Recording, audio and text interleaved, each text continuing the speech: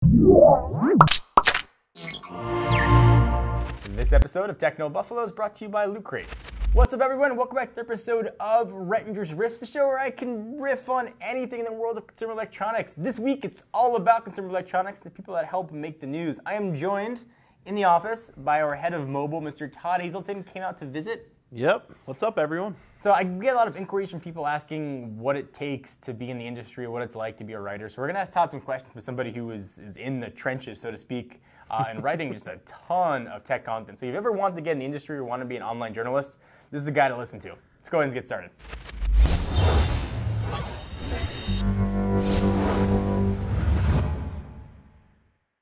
All right, so the first question I think probably on most people's minds who want to get in the industry is, how did you get to where you are? What path should people take who want to be in the online world or in the online consumer electronics world? I think there's a lot of paths that you can take, really. I personally was an English major in school, so I was always writing. And I knew early on that I wanted to write, and about technology, actually, because when I first went to school, I wanted to be a computer science major, and then sort of slowly gravitated over to an English major. And so, but I always had that passion with computers and phones, and as a hobby, probably like a lot of you out there. And what I did then was apply for internships to make sure that I had a writing career lined up after graduation. And I worked for a number of sites. Maximum PC Magazine was an internship, Ars Technica. I wrote for Gizmodo for like a week maybe. And so I've been all over. And then I slowly went and worked full-time at Laptop Magazine and eventually made my way to Techno Buffalo. We're happy to have you. So keep writing, I'd say. So on average, how many pieces of content do you write per day? I think it depends on the day for sure. If we have a review going out or an opinion piece, it would be fewer pieces, so maybe 8. But if not, then it's up there between 8 to 12, depending on the day. If it's a Windows Phone 8.1 day, like last week, or if it's an Apple WWDC event, it could be as many as 18. I mean, you're really sort of pumping out content to make sure everybody gets it. What's the hardest part of your job, other than dealing with me? No, I think, it's really tough when you think about like what's the hardest part, because when, like you always say, we're doing what we love, right? So I'd say the hardest part is making sure that we're covering enough content that you want to read on our homepage and making sure that we're getting all of it up at a reasonable pace. So we don't want to be late on news, but we also can't trip on ourselves. And so that can be really frustrating. So we might want one story about the iPhone 6 running, say a rumor, when there's also news about, say, BlackBerry shutting down, and yet, just for an example, big news, we don't want to have one article trump the other one, so we have to sit on news sometimes instead of running it.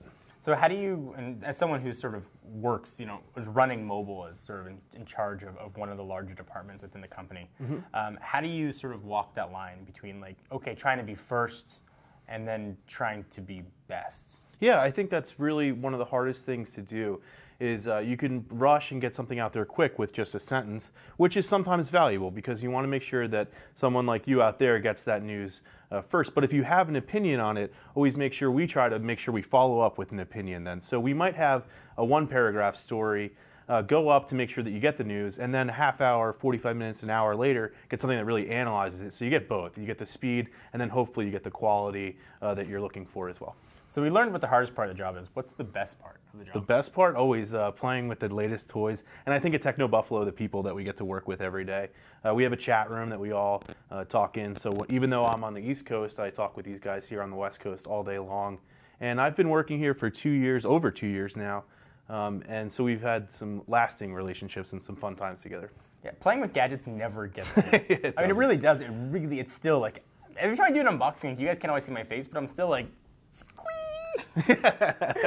something new. Let me stop the questions for just 1 second to thank our friends, good peeps at Loot Crate. If you watch Techno Buffalo, you know we love the unboxings, and that's what this is meant for. It's an unboxing of stuff for geeks. It's a subscription box service for geeks, nerds, and gamers that delivers epic items to your door every month for less than 20 bucks, including shipping and handling.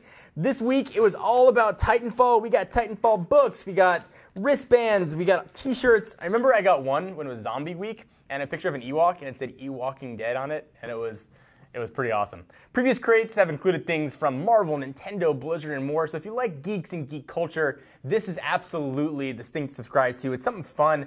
I love getting stuff in the mail. Some reasons I buy more than I should from, online sites. But now every month you're gonna get a box filled with really cool stuff and sometimes even tasty stuff. I can't show you, but there was taffy in here that I ate and it was super, super delicious.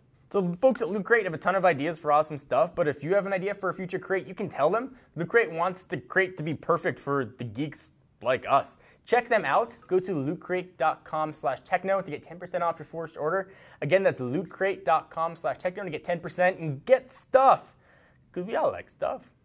Now back to the video. So what advice would you give for people out there that want to get in the industry or maybe in another career right now or maybe just getting started in school? What advice can you give them? The best advice I'd say is to keep doing what you really love. And it's so cliche. And we say it here a lot, like do what you love. But I think it's worked out for us.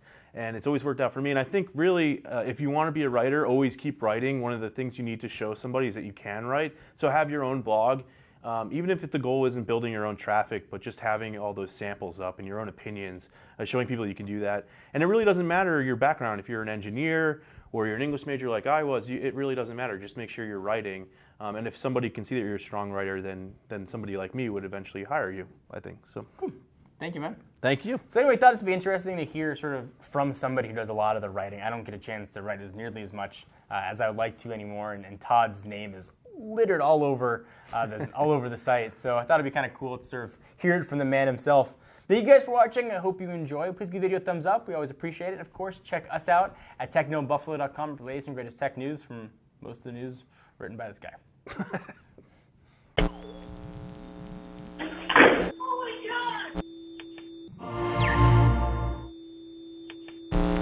What's up, everyone? Thank you for watching that video. If you want to see more of the latest and greatest tech news, you can subscribe to our main Techno Buffalo channel by clicking the button right down below in my pants region, or click on the buttons to your right to see more videos.